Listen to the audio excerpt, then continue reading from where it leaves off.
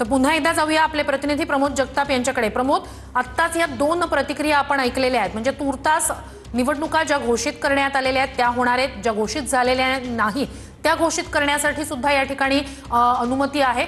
मात्र टांगती तलवार कायम आहे असं वडेट्टीवार यांनी म्हटलेलं आहे।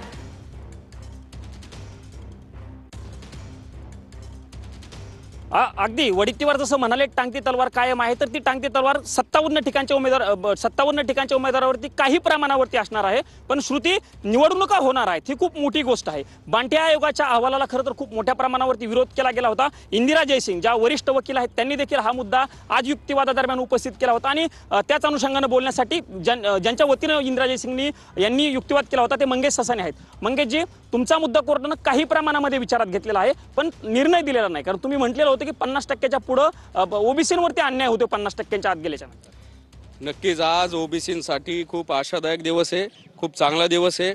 या 246 म्युनिसिपल काउन्सिल म्हणजे नगरपंचायत आणि नगर परिषदा 42 याच्यामध्ये जो इलेक्शनचा प्रोग्राम सुरू झाला होता आणि 3 डिसेंबरला या संदर्भामधली आता निवडणुकीची तारीख आहे, याच्यामध्ये 57 ठिकाणी 50%ची मर्यादा ओलांडली गेली होती। त्याच्या विरोधात विकास गवळी, त्याच्यानंतर अग्रवाल, बच्चाव असे काही जण कोर्टात आले होते आणि त्यांनी सांगितलं की बाठिया कमिशनचा रिपोर्ट आलेला आहे आणि तो लागू न करता 50%ची मर्यादा ओलांडलेली आहे, या कोर्टाचं जजमेंटचं उल्लंघन केलंय।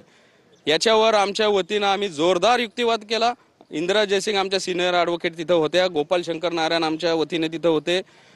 आम्ही तिथं युक्तिवाद असा केला की ज्या ट्रायबल एरिया आहे त्या ट्रायबल एरियामध्ये SC STचं पॉप्युलेशन त्यांना लोकसंख्येच्या प्रमाणात आरक्षण दिलं जातं, पण तिथंच ओबीसीवर अन्याय होतो आणि राहिलेलं फक्त ओबीसीला दिलं जातं। पण आता आहे की कुठल्याही निवडणुकीला आम्ही स्थगिती देत नाही, कारण सर्वोच्च न्यायालयाने 31 जानेवारी ही डेडलाईन टाकून दिलेली आहे आणि 31 जानेवारीच्या पूर्वी ह्या सर्व स्थानिक स्वराज्य संस्थांच्या निवडणुका संपवायच्या आहेत आणि त्याच्यामुळे ते थांबवू शकत नाही। राज्य निवडणूक आयोग सुद्धा थांबवू शकत नाही, कारण उद्या सर्वोच्च न्यायालय म्हणणार की आम्ही थोडी थांबवल्या होत्या, आम्ही स्टे दिलेला नव्हता आणि म्हणून राज्य निवडणूक आयोग या निवडणुका थांबवणार नाही।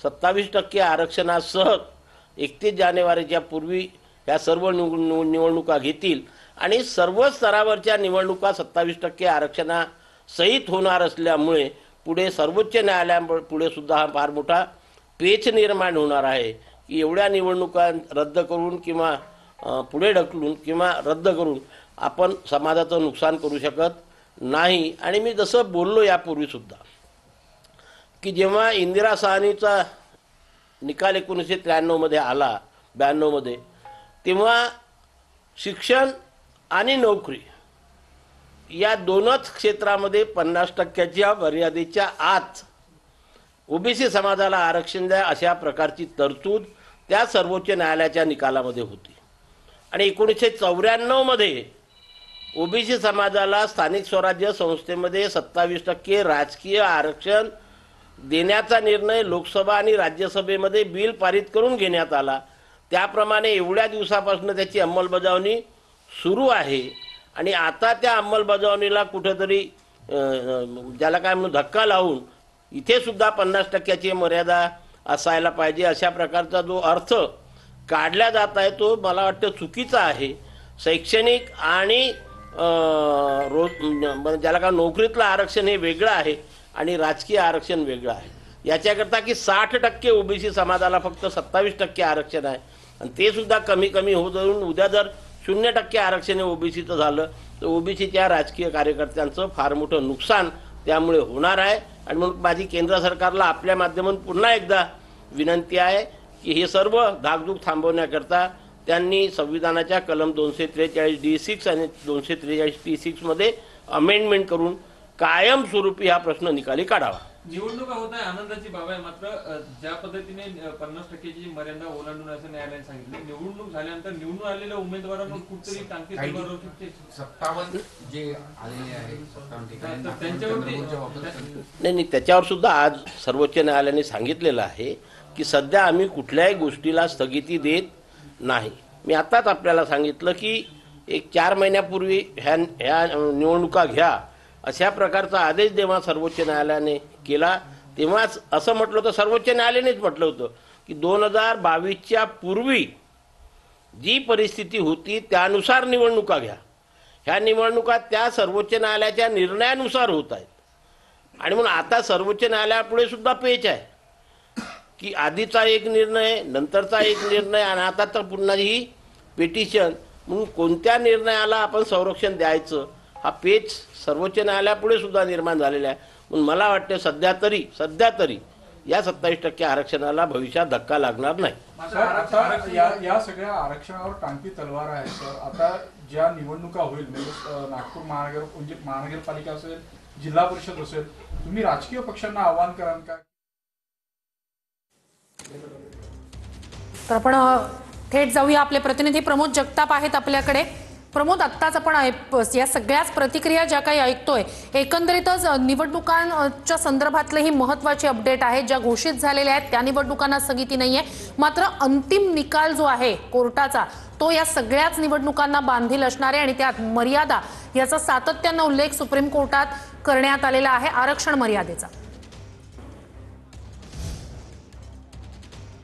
अगदी कोर्टानं स्पष्ट केलेलं आहे की निवडणुका तुम्ही घ्या, 50%ची मर्यादा ओलांडली जात नाही. के कृष्णमूर्ती यांच्या जजमेंटनुसार हे कोर्टानं आजही पुन्हा वारंवार सांगून देण्याचा प्रयत्न केला. श्रुती, ज्यांनी हे कोर्टाच्या निदर्शनास आणून दिलं होतं की 50%च्या आरक्षणाची मर्यादा ओलांडली जाते, जे विकास किसनराव गवळी म्हणजे ज्यांच्या जजमेंटचा कोर्टाच्या सुनावणी वेळी देखील न्यायमूर्ती सूर्यकांत यांच्याकडनं उल्लेख झाला, ते हेच विकास किसनराव गवळी आहेत. आपण त्यांच्याशीच बातचीत करूया. विकासजी, तुमचं म्हणणं होतं की ह्या तातडीनं 50%च्या आत आल्या पाहिजे, पण कोर्टानं आज स्पष्ट केलेलं आहे की 50%च्या पुढे गेलं तरी चालेल, पण निवडणुका झाल्या पाहिजेत. तुमच्यासाठी हा दिलासा नाहीये असं आम्हाला म्हणावं लागणार. बिलकुल बरोबर आहे. त्याचं कारण असं की सर्वोच्च न्यायालयाच्या आजच्या एकंदरीत सुनावणी दरम्यान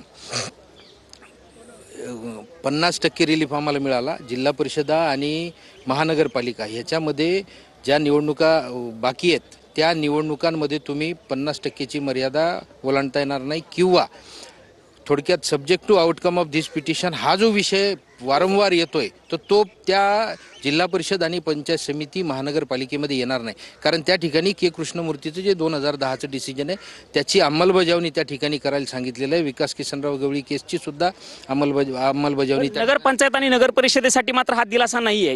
हे मोठे, कारण तुमचा मुद्दा हा होता की नगरपंचायत आणि नगर परिषदेमध्ये तो निर्णय झाला पाहिजे. माझा सगळ्या 4200 ओबीसी बांधवांसाठी ही लढाई होती. त्याच्यामध्ये 50% जिंकलो, पण 50% मध्ये मला खूप मोठं अपयश आलं. त्याचं कारण असं की ह्या नगरपंचायती म्हणजे जवळपास 42 नगरपंचायती आणि 246 नगरपालिका ह्याच्यामध्ये जी निवडणूक प्रक्रिया सुरू आहे, तर ती निवडणूक प्रक्रिया 57 ठिकाणी त्या ठिकाणी जे ओबीसीचे बांधव आहेत ते आजही अडचणीत आहेत. परत आज तोच सब्जेक्ट टू आउटकम ऑफ दिस पिटिशनचा जो विषय हा, तर तो परत तोच येतो आणि उद्या या सदस्यांची पदं जातात हा विषय त्यांनी लक्षात आणून दिला. तर त्यावेळेला सर्वोच्च न्यायालयानं की बा आता ज्या निवडणुका चालू आहेत त्या अशा चालू राहणार, त्या subject to outcome of this petition म्हणून त्याच्यामध्ये ते मेन्शन ठेवलं, त्यांनी कायम ठेवलं. त्याच्यामुळं या 300 ज्या नगरपालिका आणि नगरपंचायतीच्या निवडणुकांमध्ये जे ओबीसी प्रवर्गातून लढणारे जे लोक आहेत यांच्या डोक्यावर मात्र टांगती तलवार कायम आहे. मला तुम्हाला याच अनुषंगानं प्रश्न विचारायचा आहे विकासजी. 2021 साली 289 लोकांची पदं पुन्हा गेलेली होती, म्हणजे ते निवडून आले पण कोर्टानं स्पष्टपणे निर्देश दिले आणि ओबीसी कमी झाल्यामुळे त्यांची 289 लोकांची पदं गेली. ती तशाच पद्धतीची पदं पुन्हा हे आत्ताच्या 57 नगरपंचायतीच्या निवडणुकीमध्ये जे आरक्षण पुढे गेलेलं आहे त्या ठिकाणून निवडून आलेल्या लोकांच्या डोक्यावरती कायम टांगती तलवार असणार आहे असं आपल्याला म्हणत, म्हणजे 21ची परिस्थिती पुन्हा येऊ शकते. आज तीच परिस्थिती आहे. म्हणजे हा वास्तविक पाहता हा निर्णय दुर्दैवी आहे. वास्तविक पाहता हे करेक्शन करून करायला पाहिजे होतं, परंतु आता सर्वोच्च न्यायालयाचा जो निकाल आहे तो आपल्याला त्याचा आदरच करावा लागतो, त्याच्यामध्ये आपण काही बोलू शकत नाही. परंतु ह्याच्यामध्ये जे निवडून येणारे लोक आहेत त्यांच्या डोक्यावर निश्चितपणानं टांगती तलवार राहणार आहे. त्याच्यामुळे आपल्या माध्यमातून मी सगळ्या नगरपरिषदा आणि नगरपंचायतीमध्ये जे लोक निवडणूक लढवत आहेत ओबीसी प्रवर्गातून त्यांना माझी हात जोडून विनंती राहील की 289 लोकांची जी कंडिशन झाली ती पाळी तुमच्यावर केव्हाही येऊ शकते. म्हणून आपण जे काही निवडणूक लढायची, आता निवडणूक तर काही थांबणार नाही आहे, ही प्रक्रिया चालू राहणार आहे. जोपर्यंत मतदान होत नाही आणि त्याच्यातनं रिझल्ट बाहेर येत नाही तोपर्यंत हा विषय थांबण्याचा काही विषयच राहिला नाही. आता ती आशा मावळलेली आहे. परंतु त्यांच्या डोक्यावर जी टांगती तलवार आहे त्याच्यासाठी या सगळ्या लोकांना माझी विनंती राहील की आपण कृपया थोडं दमानं घ्या, फार काही जास्त खर्चाला बळी पडू नका. ह्या सगळ्या प्रक्रियेमध्ये जर उद्या तुमची पदं गेली तर तुम्ही आणि तुमचं कुटुंब खूप मोठ्या अडचणीत येऊ शकते. असे उदाहरणं आमच्या वाशिम जिल्ह्यामध्ये आजही तुम्हाला बघायला मिळतात. तर तुम्ही कृपा करून शांततेनं घ्या. फार जास्त खर्चाच्या ह्याच्यात नादाला लागू नका. उद्या आपल्याला अडचण येऊ शकते. ही परिस्थिती डोळ्यासमोर कायम ठेवा आणि त्या हिशोबानं वागा. श्रुती हे विकास किसनराव गवळी होते, ज्यांनी ही याचिका दाखल केली होती. त्यांच्याच याचिका निर्णयाचं आता जानेवारीमध्ये 21 जानेवारीला सर्वोच्च न्यायालय पुन्हा या संदर्भामध्ये विचार करणार आहे किंवा निर्णय देणार आहे. पण आता एक गोष्ट क्लिअर झाली, स्पष्ट झालेली आहे की या ज्या निवडणुका आता नगरपालिका नगरपरिषदांच्या ज्या निवडणुका आहेत त्यांना आता कुठेही थांबवलं जाणार नाही. काहीतरी 50-55 नगरपालिका ज्यांनी 50% ची अट क्रॉस केलेली होती त्या थांबतील असं काही लोकांना वाटत होतं. पण ते सुद्धा झालेलं नाही आहे. म्हणजे आता 100% नगरपालिका नगरपरिषद आहेत त्यांच्या निवडणुका या ठिकाणी होतील. त्यांचा निकालसुद्धा लागेल. त्यानंतर लगेच मला असं वाटतं की आता जिल्हा परिषद पंचायत समितीचा कार्यक्रमही लागेल. कारण 21 जानेवारीच्या त्यासुद्धा निवडणुका होण्याची शक्यता आहे. महापालिकेतसुद्धा निवडणुका होतील. आता जर थांबायचं असतं तर आजच काही निर्णय झाला असता. पण तो निर्णय कुठलाही झालेला नाही. खरंच म्हणजे असं सगळ्यांना वाटत होतं की 50%ची जी मर्यादा ज्यांनी ओलांडलेली आहेत त्या नगरपालिका नगरपरिषद तरी थांबतील. पण तसंही झालेलं नाही. आणि म्हणून आता ही गोष्ट स्पष्ट झालेली आहे. आता निवडणुका होतील, त्याचा निकालही लागेल. उमेदवारांमध्ये धाकधुकी होती, आता काय वाटतंय तयारीला परत जोरदार लागलं पाहिजे. हो, आज आम्हाला सगळ्यांना वाटत होतं किंवा मान्य सर्वोच्च न्यायालय किंवा काय निर्णय देईल त्याच काही सांगता येत नव्हतं. अस्पष्टता होती. पण आता हे स्पष्ट झालेलं आहे. त्यामुळे पुन्हा निवडणुकीच्या प्रचारांना आता अजून 3 दिवस आहेत, 4 दिवस आहेत. हा वेग येईल. अजून अतिशय उत्साहात सगळे नगरसेवकाचे उमेदवार आहेत, अध्यक्षांचे उमेदवार आहेत, ते कामाला लागतील. नेते तर आम्ही कामाला लागलेलो आहोत. दररोज आम्ही सभांचा अगदी धडाका लागलेला आहे. पण एक गोष्ट निश्चित आहे, महाविकास आघाडीचा एकही नेता कुठे सभा घेत नाही. तर त्यांचं काय चाललंय आतून आता मला समजत नाही. अंडरग्राऊंड काही काम चाललं